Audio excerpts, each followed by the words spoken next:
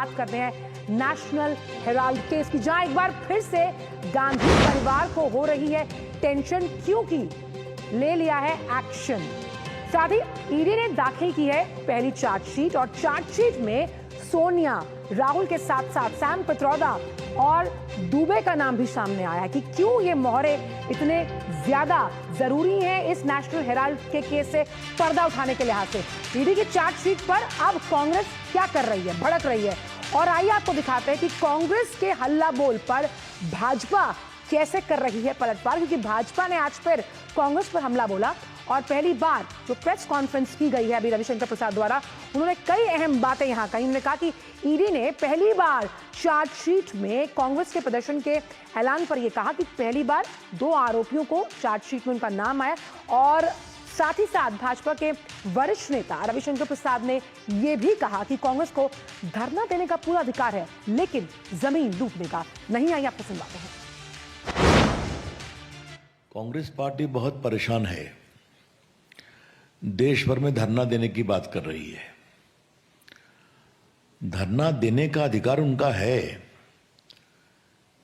लेकिन जमीन और फंड लूटने का अधिकार नहीं है उनका। On behalf of the BJP, I wish to clarify at the very outset that though Congress party surely has got the power to and the right to offer dharnas, but it does not extend to misappropriating public property given by the government to National Herald. धरना आप कर सकते हैं, आपका अधिकार है, लेकिन जो पैसा सरकार का है उसे लूटने का अधिकार आपके पास नहीं है। तो नेशनल हेराल्ड केस में गांधी परिवार फंस चुका है, और गांधी परिवार को टेंशन है क्योंकि ईडी का एक्शन है, और ईडी की पहली चार्जशीट जो दाखिल की गई है, अगर हम इसको समझे तो मनी लॉन्ड्रिंग केस में ईडी ने पहली चार्जशीट दाखिल की है, आरोपी बनाया है। और नेशनल हेराल्ड अखबार की अगर बात की जाए तो ये एजीएल से जुड़ा मामला है। और चार्जशीट में आखिर है क्या? चार्जशीट में 4 अहम लोगों का नाम है: सोनिया गांधी, राहुल गांधी, सैम पित्रोदा जो कि मुख्य सलाहकार रह चुके हैं राहुल गांधी के, और सुमन दुबे। 25 अप्रैल को राउज एवेन्यू कोर्ट में मामले की सुनवाई होगी पीएमएलए के तहत, और कोर्ट ने ईडी के मामले में एक केस डायरी भी मांगी ताकि पूरी क्रोनोलॉजी को समझा जा सके। 2012 में आपको बता दें, याद कराते हैं कि भाजपा नेता सुब्रमण्यम स्वामी ने इसकी शिकायत की थी कि नेशनल हेराल्ड का ये पूरा मामला जो था। और चार्जशीट से पहले अगर हम देखें तो कैसे प्रॉपर्टी को जब्त करने को लेकर कार्रवाई की गई। आप देखिए, 12 अप्रैल को जांच के दौरान जो कुर्क संपत्तियां हैं उनका जब्तीकरण किया गया। अचल संपत्तियों को कब्जे में लेने के लिए ये जो नोटिस है उसे जारी किया गया था। अब ये कहां कहां था? जो 4 मेट्रो सिटीज हैं, देखिए दिल्ली, लखनऊ, मुंबई, और 661 करोड़ रुपए की संपत्तियां दिल्ली के हेराल्ड हाउस, मुंबई के बांद्रा ईस्ट पर ये नोटिस जो है वो चस्पाए गए थे। नोटिस में लखनऊ में एजीएल की बिल्डिंग पर भी ये नोटिस चिपकाया गया था। आप समझिए पूरे ताना बाना कैसे बुना गया है। और अब तक अगर कई राउंड्स की बात की जाए तो पूछताछ कैसे की गई उसका भी जिक्र आपसे करते हैं। तो सोनिया और राहुल गांधी से घंटों पूछताछ की गई थी। ये बात हम कर रहे हैं कुछ साल पहले की, खास तौर पर कैसे ईडी ने इस पर एक्शन लिया था। कई घंटों की पूछताछ हुई थी। 13 जून 2022 को आप याद कीजिएगा, लाव लश्कर के साथ ईडी के मुख्यालय पहुंचे थे राहुल गांधी। 5 दिनों में करीबन 50 घंटे की पूछताछ हुई थी, और सोनिया गांधी से 3 दिन में 12 घंटे के सवाल जवाब किए। घोटाला इतना बड़ा, सोनिया गांधी से 100 से ज्यादा सवाल पूछे गए, पर क्या वो सवाल या उनके जवाब वो दे पाई या नहीं दे पाई? ये शैलेंद्र मिश्रा हमारे साथ जुड़ गए हैं। शैलेंद्र, आपसे मैं ये समझना चाहूंगी, नेशनल हेराल्ड का जिन सामने आया, लेकिन आपकी कोई ख्वाहिश पूरी करने के लिए नहीं, बल्कि ईडी ने जिन तथ्य और साक्ष्यों के साथ चार्जशीट फाइल की है उन्हें पूरे दुनिया के सामने रखने के लिए। देखिए आंचल, आरोप क्या है पहले ये समझना होगा। 1938 में एक कंपनी बनती है जो एक ट्रस्ट का गठन होता है जिसका काम है कि वो न्यूज़पेपर निकालेंगे और देश की आज़ादी में योगदान करेंगे। और हमने देखा कि कैसे आगे जाकर वो जो एसोसिएट जर्नल है वो दरअसल गांधी परिवार से एक तरह से देखें तो उनकी एक निजी संपत्ति के तौर पर बन गई, जबकि शुरू में उसमें तमाम एक तरह से नेताओं की, बड़े बड़े नेताओं की हिस्सेदारी थी और उन्होंने ये चिट्ठी भी लिखी थी और उस वक्त कहा था, एक तरह से चताया भी था।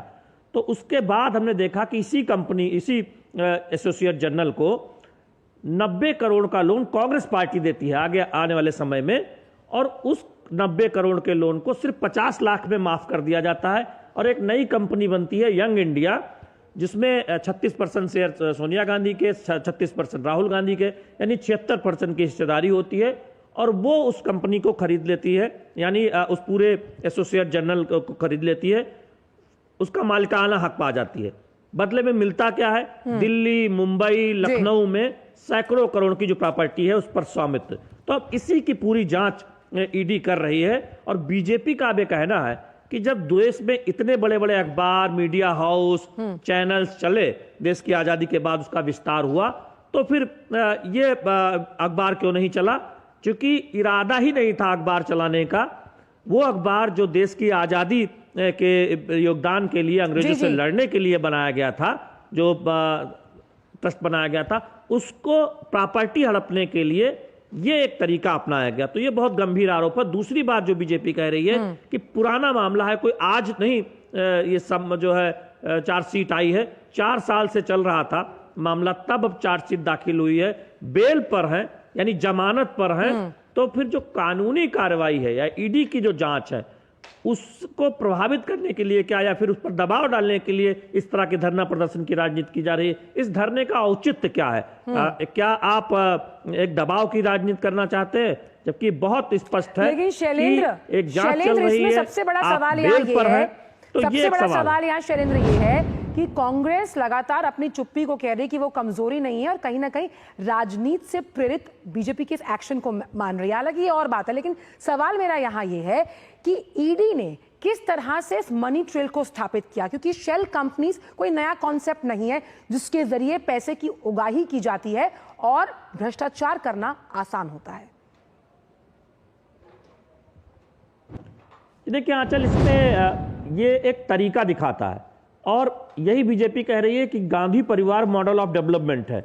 एक तरफ सोनिया गांधी और राहुल गांधी पर इस तरह के गंभीर आरोप हैं कि उनके परिवार ने एक देश की आज़ादी के लिए बनी, जो आप देखें जो एसोसिएट जर्नल बना था जिसमें अखबार चलाने की बात थी, कैसे वो आगे जाकर एक कंपनी बनाकर उसको कांग्रेस पार्टी लोन देती है। वो भी एक सवाल है कि क्या कोई राजनीतिक दल किसी निजी ट्रस्ट को इस तरह से कर्ज दे सकता है, और उस 90 करोड़ के कर्ज को सिर्फ 50 लाख में जब कंपनी टेक ओवर करती है तो माफ कर दिया जाता है।